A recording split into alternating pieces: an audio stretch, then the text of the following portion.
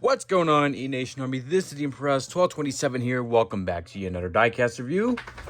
And I got an IndyCar 2024 Diecast review. I don't know how to start this video, but I will explain something when I show off the car before I review it. So this Diecast review is going to be on Romain Grosjean's 2024 Juncos Hollinger Racing Chevy Dallara from Juncos Hollinger Racing. And yep, finally got myself another Juncos Hollinger racing car, even though it's not my last 2023 car in terms of number 77, but I did get myself another Romain Grosjean car, so at least there's that.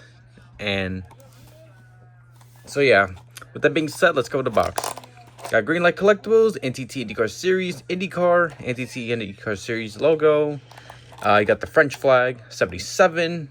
Juncos Hollinger Racing has used the weirdest fonts lately, just like Air McLaren and McLaren in general. Romain Grosjean, there's the car inside. Number 77, Romain Grosjean. 2 IndyCar logos on each side. Adult Collectibles contains 1 Diecast vehicle, 1 trading card. Greenlight Collectibles with their social media accounts, 77, Romain Grosjean, IndyCar logo. And here's the information about Romain Grosjean coming into the 2024 season. If you want to take the time to pause it, feel free to do so. And then we go www.greenlightcollectibles.com, get the license and credits, IndyCar license product logo, Dallara Firestone logo, IndyCar hologram, barcode, all this other stuff that I want to go over. I just don't feel like it. So with that being said, let's open this up. And there's a reason why I did cut this open, but way before I filmed this review. I'll explain that when I get there. Alright, so here it is. This is Romain Grosjean's 2024 Juncos Hollinger Chevy Dallara from the team itself. And hopefully I can, make it focus. Alright. Alright, looks like that'll do. So here it is. This is Romain Grosjean's 2024 Juncos Hollinger Racing Chevy Dallara. With that being said, let's begin. So here you got Juncos Hollinger Racing, Chevy bow tie, got the P1 thing, Firestone, P, NTT, DNS filter, NTT IndyCar Series logo, and you got the emergency thing for the gas cap, or the gas insert. Oh, there's PPG. On the aero screen, you got the Chevy logo on both sides. On the front, you got number 77. Chevy bow tie, McLaren, NTT IndyCar Series Dallara, and oh my fucking god, I didn't even notice the wing plates were like shit. Jesus Christ, that's unfortunate. Well, it's not the worst thing of this diecast, which I'll explain in a few. So yeah, this is when Juncos Hollinger Racing and Air McLaren were partnershiped throughout half the 2024 season until Agustin Canapino and Juncos Hollinger Racing fucked that up, because when it came to the Argentinian fan base, instead of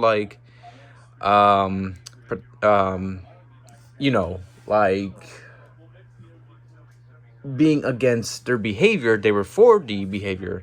They were doubling down with the Argentinian fan base when it came to death threats to Theo Porcher after Detroit.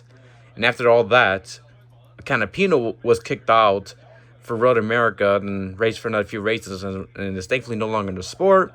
But then after the Detroit thing, with the Argentinian fan base giving death threats to Theo Porcher in the number 6, Air McLaren did decide to part ways with Juncos Hollinger, and thank goodness they did that. And most importantly, thank goodness Agustin Canapino's not in the sport. So I'll say how I truly feel whenever I review the Agustin Canapino 2023 car. So yeah, on the rear wing, got the Juncos Hollinger Racing logo. They have the weirdest logo ever.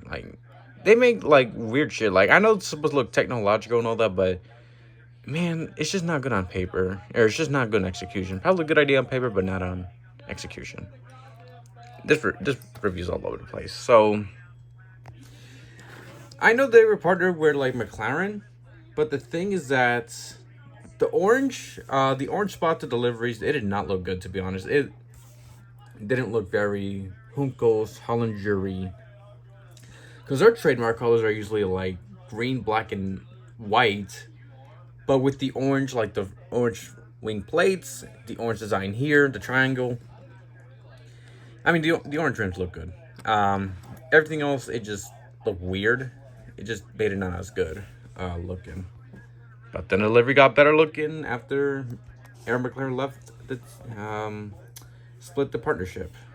And yeah, I prefer the 2023 version better of the Juncos Hollinger cars. Anyway, so yeah, the reason why I'm making a big deal out of this diecast is because on Thursday, after I opened my package of my diecast I got after work, the two more Regan Smith cars, the Tax Layer Normal and Hellman's 100th anniversary car.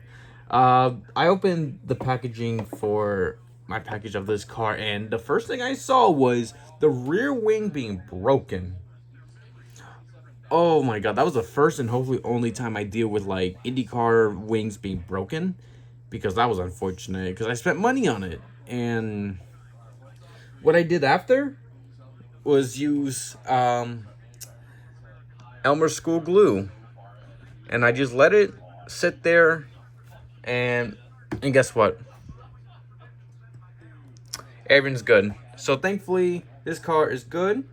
No issues at all now, thanks to Elmer School glue. I tried to find like crazy glue or anything like that.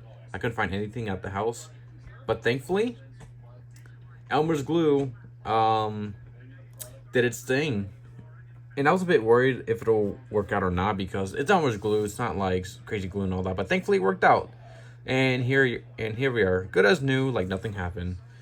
So yeah, it's a relief to have the rear wing attached still with Elmer's glue. So yeah, I just got to be careful with it.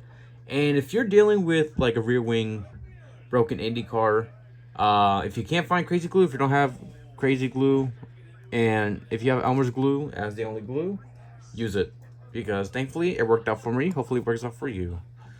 So yeah, pretty.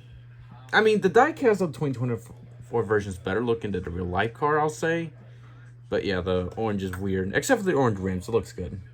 But yeah, this is Romain Grosjean so far. His final season of the sport as a race car driver, because he's a reserve driver for Prema Racing. Nothing has happened since, so let's see if he's gonna get a ride or if he's gonna race for Prema at some point. I don't know, something. Because I know, like, it's Romain Grosjean. People have stuff to say about Grosjean, but to be honest, on a good day, Romain Grosjean's a good driver, but he just never executed a win. So close, but just never executed. But he's shown that he's a solid IndyCar driver on a good day. It's just a shame that he's not in the field right now.